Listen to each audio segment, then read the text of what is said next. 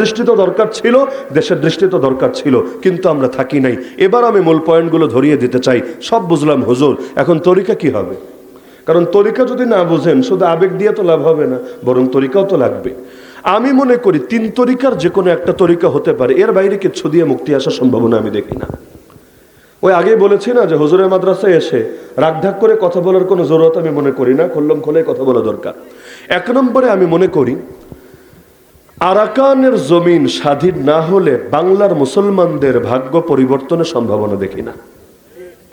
যেহেতু এই পুরো অঞ্চলটা একসময় এক ছিল, পুরো অঞ্চলে একদম হিন্দুস্তান, পাকিস্তান, বাংলাদেশ সব এক ছিল, এবং মুসলমানের ভাগ্য পরস্পরের সাথে জড়িত আছে। এই আরাকানের জমিনকে যদি মুক্ত না করেন, 2 দিন পর আপনার দুশ্মনী এখানে ঘাঁটি গাড়বে এবং আপনাকে টার্গেট করে করে মারবে, আপনার কিছুই করার থাকবে না। একটু সুযোগ করে দেন, একটু সাইড করে দেন, কারণ বাকিদের জন্য আলাপটা দরকার আছে, আমি মনে করি খুব বেশি দরকার আছে। তো যে ভাইদের একটু পেটে ক্ষুধা লেগেছে, একটু সুযোগ করে দেন, তাদের জন্য উপকার হবে। হ্যাঁ, আরো যারা যারা আছেন আমি 1 মিনিট টাইম দিচ্ছি, সুযোগ করে দেন।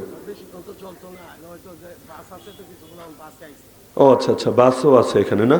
এমনি আলোচনা শেষের দিকে। তোমরা বসো বাবা, আর বেশিক্ষণ আলোচনা চলবে না তো, বসো, পরে যাও।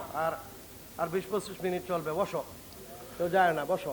আমি শেষ করে দিলে আমার সুবিধা, কিন্তু আমি মনে করি যে খাবারের মাঝখান থেকে উঠে গেলে এটা একটু ঝামেলা, বদহজমেরও আশঙ্কা আছে, তাই না? এজন্য আমি প্রকাশ্যে স্পষ্টভাবে দাওয়াত দিচ্ছি, আরাকানের জমিন পুনরুদ্ধার করার জন্য এগিয়ে আসেন। ইসলামের দৃষ্টিতে যদি ফতোয়া বলেন, আমার আগে তো গনয় ভাই এই হালতটা মনে আলোচনা করেছেন 4টা পয়েন্টে, জিহাদ কেন ফরজ হয়। যে কোনো মাযহাবের আলোকে যদি দেখেন, তাহলে আরাকানের এই জমিন, যেটা মুসলমানের জমিন ছিল, যেটাকে দখল করে নিয়েছে এবং মুসলমানদেরকে সেই দেশ থেকে উচ্ছেদ করা হয়েছে, যে কোনো মাযহাবের আলোকে দেখলেই এই জমিনকে পুনরুদ্ধার করা সবচাইতে বেশি ফরজ। যাদের কাঁধে চেপেছে তারা হলো বাংলাদেশের মুসলমান। কারণ আল আকরাব ফাল আকরাব, ধাপে ধাপে নিকটবর্তীতার ভিত্তিতে মাসালা আসে। আপনি বলতে পারেন হুজুর আরাকানের ময়দানে তো সম্ভব না, এখানে অতীতে যারা করেছে তাদের মিশন তো ব্যর্থ হয়েছে।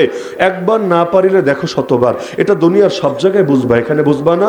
এই যে আল্লাহর বান্দার এই রোহিঙ্গা জাতি এত মাইর খাওয়ার পর, এত অশিক্ষিত হওয়ার পর, এত নিগৃহীত হওয়ার পর, এত বঞ্চিত লাঞ্ছিত হওয়ার পর আজও পর্যন্ত তো লড়াই চালিয়ে যাচ্ছে আলহামদুলিল্লাহ, এখনো হাল ছাড়ে নাই। আমি তো শুরুতে বললামই, ত্রিমুখী লড়াই করতে হচ্ছে। একদিকে সামরিক জান্তা, একদিকে আরাকান আর্মি, আর ইতিমধ্যে তো ইন্ডিয়া ইনভলভ হয়েছে। এর আগ থেকে চায়নার আবার ইন্ধন ছিল, কত জাতির সাথে লড়াই করতে হয়েছে। আর এদিকে বাংলাদেশের পাশে দাঁড়িয়েছে, তাও তো না, সুযোগ পেলে এরাও যে মারবে না তাও না, এরাও মারবে, এরাও ধরবে, এরাও গ্রেফতার করবে। তারপর যদি এই অশিক্ষিত কম শিক্ষিত জাতি তারা যদি লড়াই করতে পারে, এই দেশে 14 কোটি মুসলমান সেই পবিত্র খেদমতে শরীক হবে না কোন দুঃখে? সিরিয়া নিয়ে স্বপ্ন দেখেন, ফিলিস্তিন নিয়ে স্বপ্ন দেখেন, আপনার ঘরের পাশে আপনার জন্য ফিল্ড তৈরি হয়ে আছে, কে আপনাকে বাধা দিয়ে রেখেছে? এখন বলবে হুজুর কিভাবে যাব, কোন বাসে চললে যাওয়া যাবে? এই প্রশ্ন যে করবে ওর মাথায় ডিস্টার্বান্স, ওরে পাবনায় নিয়ে ভর্তি করাতে হবে। দুনিয়ার সব কিছু খুঁজে বের করে ফেলতে পারে। বাংলাদেশের মানুষ গিয়া সারা দুনিয়া একেবারে ইতালিতে যান, জার্মানিতে যান, এমন এমন দেশে ভিসা নিয়ে যেতে পারে না, তাও সাগর পাড়ি দিয়ে, কত কিছু পাড়ি দিয়ে, প্রাণ হাতের মুঠোয় নিয়ে ঠিকে গিয়ে পৌঁছে গেছে। কেন? টাকা কামাবে বলে। আরে ওইটা পথ তোমারে কে বলে দিয়েছিল? কেউ তো বলে নাই। টাকাই তোমাকে টেনে টেনে নিয়ে গিয়েছে। তো টাকা তোমাকে টেনে টেনে নিয়ে যেতে পারে একেবারে 7 সমুদ্র 13 নদী পাড়ি দিয়ে, কিন্তু শাহাদাতের মহব্বত তোমাকে টেনে নিয়ে যেতে পারে না তোমার ঘরের পাশে। বুঝতে হবে তোমার দিলের মধ্যে ভেজাল আছে। মান জাদ্দা ওয়াজাদা, যে চেষ্টা করে সে পায়, যে চেষ্টা করে না সে পায় না। তো সুতরাং আমি প্রকাশ্যে দাওয়াত দিচ্ছি, আরাকানের জমিনকে পুনরুদ্ধার করার জন্য জিহাদ করা এই দেশের তামাম মুসলমানের ফরজ দায়িত্ব। যদি কারো মনে হয় আমার এই ফতোয়া ভুল, যেহেতু মিডিয়ার সামনেই বলছি, লুকিয়ে চুকিয়ে তো বলছি না, বাংলাদেশের যে কোনো প্রান্ত থেকে আমাকে চ্যালেঞ্জ করুক, আমি চ্যালেঞ্জ গ্রহণের জন্য রেডি আছি। কেউ প্রমাণ করতে পারবে না যে এই ফতোয়ার মধ্যে বাম আঙ্গুল ঢোকানোর মতো কোনো অপশন আছে। 4 মাযহাবের আলোকেই প্রমাণিত এই জিহাদ পবিত্র ফরজ জিহাদ এবং শরীক হতে হবে। আর বাস্তবতা এটাই, যতই জিহাদ জিহাদ করে মাইক ফাটান না কেন, আরাকানকে যদি আপনি সেফ জোনে পরিণত করতে না পারেন, বাংলাদেশেও জিন্দেগিতে জিহাদ করতে পারবেন না। কিভাবে জিহাদ করবেন আমারে বুঝান। আর দুনিয়া বিল ওয়াসাইল লা বিল ফাজাইল, মূলনীতি এটা। দুনিয়া চলে মাধ্যম দিয়ে, ফজিলত দিয়ে না। ওই ফজিলতই, কিন্তু যখন আপনি আলোচনায় আসবেন রূপরেখা নিয়ে, রূপরেখা আপনাকে কেউ দেখাতে পারবে না। কেন? বলবে সম্ভব না, সম্ভব না। তো কি করতে হবে? সবর করতে হবে। কতকাল? যতকাল না হিন্দুস্তান ভাঙে। তো অতকাল কি বসে বসে ললিপপ খাবে নাকি রে ভাই? অতকাল ললিপপ খাওয়ার দরকার নাই। আরাকানের পবিত্র জিহাদে সামিল হওয়ার চেষ্টা চালান। পারবেন না ইনশাআল্লাহ? নাকি কষ্ট পাচ্ছেন সবাই যে হুজুর এটা আবার কি বললো? এটা আমি ফরজ দায়িত্ব বললাম, ভিন্ন কিছু বলি নাই। কিয়ামতের দিন অন্তত এই বিচার দিতে পারবেন না যে হুজুর এটা যে ফরজ ছিল কোনো মৌলবী বলে নাই। বলেছি, আল্লাহ তুমি সাক্ষী থাকো, তোমার বান্দারা সাক্ষী আছে, আমি তাদেরকে তাদের ফরজের ব্যাপারে স্পষ্টভাবে জানিয়ে দিয়েছি। এরপর কে মানলো আর কে মানলো না এটা দেখা আমাদের দায়িত্ব না। 2 নম্বর অপশন, আল্লাহ তাআলা যদি চান এই হিন্দুত্ববাদীরা আমাদেরকে গিলতে গিয়ে নিজেরাই গেলার শিকার হয়ে যাবে ইনশাআল্লাহ। যদি হিন্দুস্তান ভাঙে এবং ওদের দাপট কমে, বাংলার জমিনে ইসলাম কায়েমে বড়সড় বাধা থাকবেন ইনশাআল্লাহ। কারণ এই দেশে ইসলাম কায়েমে বাধা এই দেশের সাধারণ মুসলমানরা না। আপনি এলাকায় যান, গ্রামে যান, মফস্বলে যান, দেখবেন এই দেশের মানুষ ইসলাম চায়, সন্দেহাতীতভাবে চায়, এদের দিল থেকে বাধা না। বাধা কোথায়? বাধা হলো যারা এদের মাথার উপর চেপে আছে তারা, এবং তারা মূলত দালালি করে ওদের। তো চেইন ওখান থেকে আসার কারণে এই দেশে ইসলামকে বিজয় করা যায় না। যদি বাধা সরে যায় ইনশাআল্লাহ মদিনার বুকে যেভাবে অতি সহজে রক্তপাত ছাড়া ইসলাম কায়েম হয়েছে এই দেশেও সেভাবে সম্ভব। কিন্তু বড় বাধাটা আগে দূর হতে হবে। কোরআনের সিরিয়ালও এটা, ওয়াকাতিলুহুম হাত্তা লা তাকুনা ফিতনা ওয়া ইয়াকুনা দ্বীনু কুল্লুহু লিল্লাহ।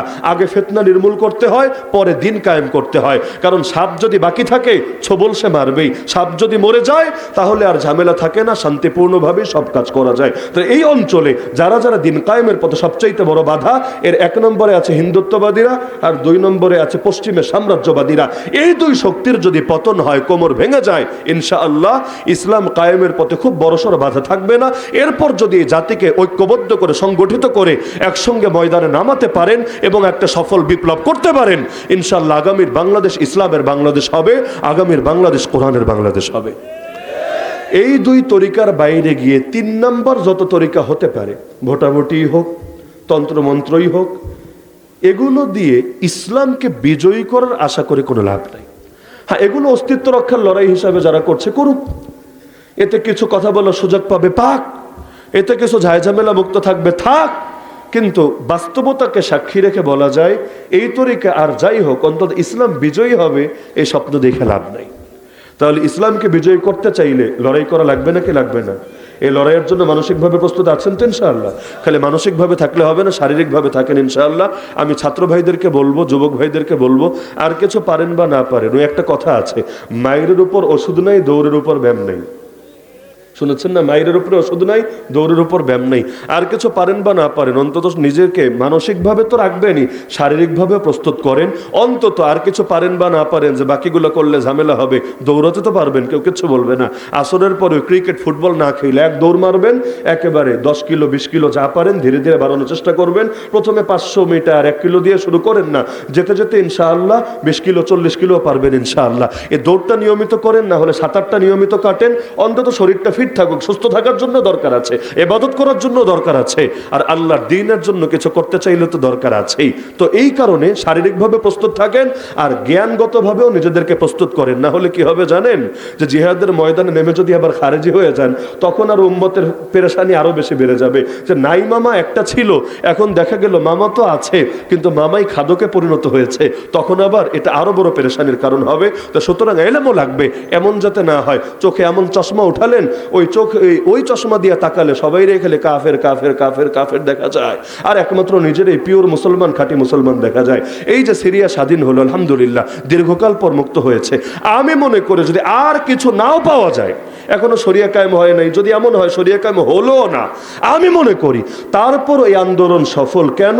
এই যে আয়নাঘর, ওদের দেশের আয়নাঘর থেকে, কারাগার থেকে, সাইদনায় কারাগার থেকে এই যে হাজার হাজার মা বোন এবং ভাইয়েরা মুক্ত হয়েছে, এটা কোনো ছোটখাটো প্রাপ্তি না।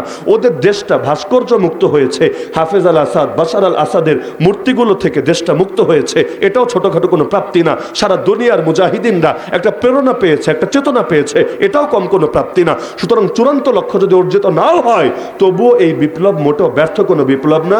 কিন্তু একদল ইতিমধ্যে এদেরকেও তাগুত বলে ফতোয়া দিয়ে দিয়েছে, এরাও নাকি তাগুত। আপনাদের জানা থাকার কথা, 3 দিন আগে আফগানিস্তানের অভিবাসন মন্ত্রী মুহাজির মন্ত্রীকে শহীদ করে ফেলেছে নামাজ পড়ারত অবস্থায়, যাকে আমেরিকাও মারতে পারে নাই, যাকে এবং যার ভাইকে মারার জন্য আমেরিকা হাজার হাজার ডলার ঘোষণা দিয়েছে, তাও এদের কোনো কুল কিনারাই খুঁজে পায় নাই।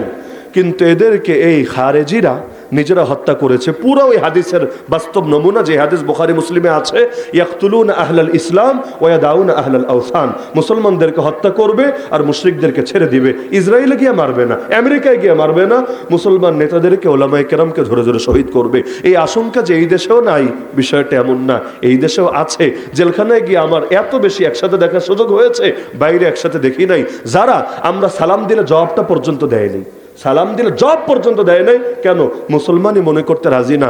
ওদের কল্পিত খেলাফত যারা না মানে, ওদের খলিফারে যারা বায়াত না দেয়, একজনকেও মুসলমান মানতে রাজি না। তো সুতরাং শুধু জিহাদের আবেগ থাকলে হবে না, তরিকাও তো সহি থাকা লাগবে।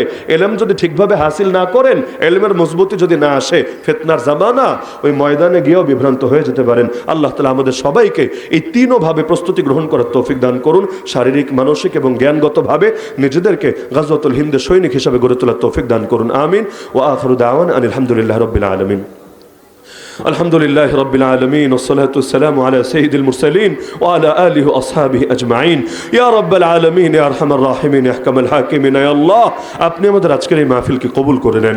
আয় আল্লাহ, আপনি আমাদের জিন্দগির সমস্ত গুনাহগুলোকে মাফ করে দেন। আয় আল্লাহ, জেনে না জেনে, বুঝে না বুঝে, প্রকাশ্য অপ্রকাশ্যে, সগীরা কবিরা যত গুনাহ করেছি, আপনার কাছে দুটো হাত তুলে ক্ষমা ভিক্ষা চাচ্ছি।